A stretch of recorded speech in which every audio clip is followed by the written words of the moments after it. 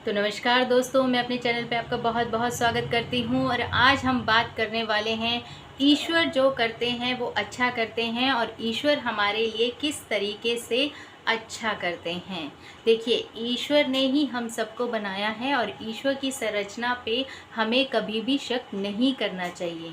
तो वो जो हमारे लिए करता है वो बेहतर करता है। कई बार क्या होता है हमारे साथ कि हमारे जीवन में कुछ दुख आते हैं जो हमारे कर्मा की वजह से आते हैं।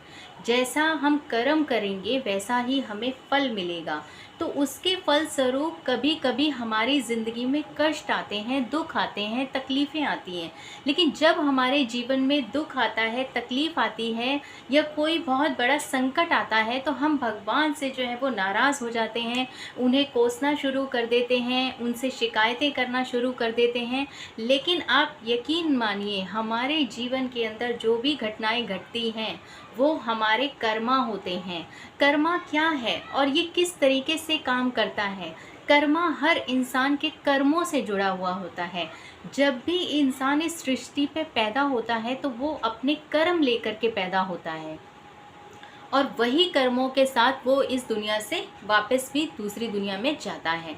तो आपके जो कर्म हैं वही आपके लिए अच्छे और बुरे दिनों का कारण बनते हैं। देखिए, जब आप लाइफ में कुछ अच्छा करते हैं तो ईश्वर उसके अकॉर्डिंगली आपको फल देते हैं।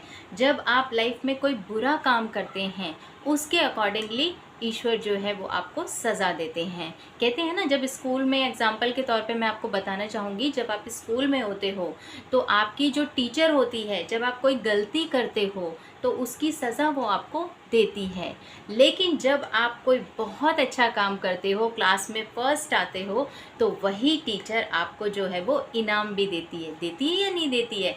ठीक इसी तरीके से ईश्वर भी जो है वो हमारी परीक्षा लेते हैं और उस परीक्षा में जब हम पास हो जाते हैं तो ईश्वर हमें अवार्ड देते हैं, खुशियाँ देते हैं। लेकिन जब हम ईश्वर के विपरीत जाके कोई काम करते हैं, किसी का दिल दुखाते हैं, किसी को चोरी करते हैं या कोई ऐसा काम करते हैं जो हमारे लिए तो अच्छा है पर वो सामने वाले के लिए गलत है, उसका फल हमें कभी ना कभी भुगतना ही पड़ता है।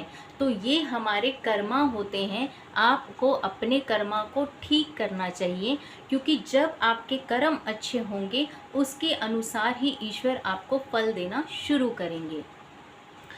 अब ईश्वर जो करते हैं वो अच्छा करते हैं, ये कैसे पता चलेगा? इसका भी एक एग्जाम्पल मैं आपको देना चाहूँगी।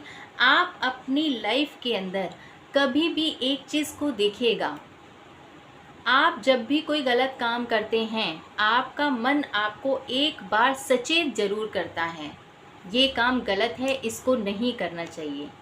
बहुत सारे लोगों के साथ में ऐसा होता है, जो गलत काम करते हैं ईश्वर उनको सचेत करते हैं कि इसका फल भी आपको गलत ही मिलेगा। अंदर से आवाज़ आती है, वो अंदर की आवाज़ क्या होती है? वो अंदर की आवाज़ ईश्वर की आवाज़ होती है कि आप ये काम मत कीजिए, इसका फल भी आपको गलत ही मिलेगा।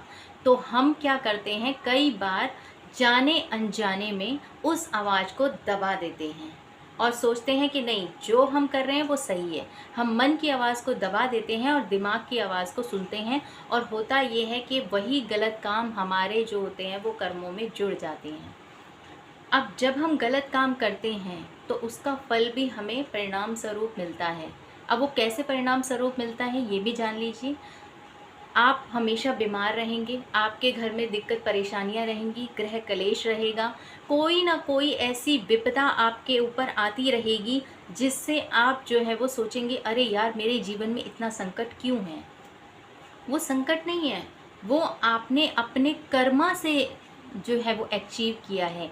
जो आपने अपने गलत कर्म किए हैं उसका फल आपको मिल रहा है। देखिए, जब भी आप किसी का बुरा करते हैं तो सामने वाले का जो बद्दुआ होती है वो दिन रात आपको कोसता है। चाहे आप किसी का पैसा मार लीजिए, चाहे आप किसी की चोरी कर लीजिए, चाहे आप किसी का बुरा कर लीजिए, तो जो भी आप बुरे कर्म करते हैं तो वो पर्सन आपको तो जानता नहीं है या कई केसेस में आपको जानता भी होगा।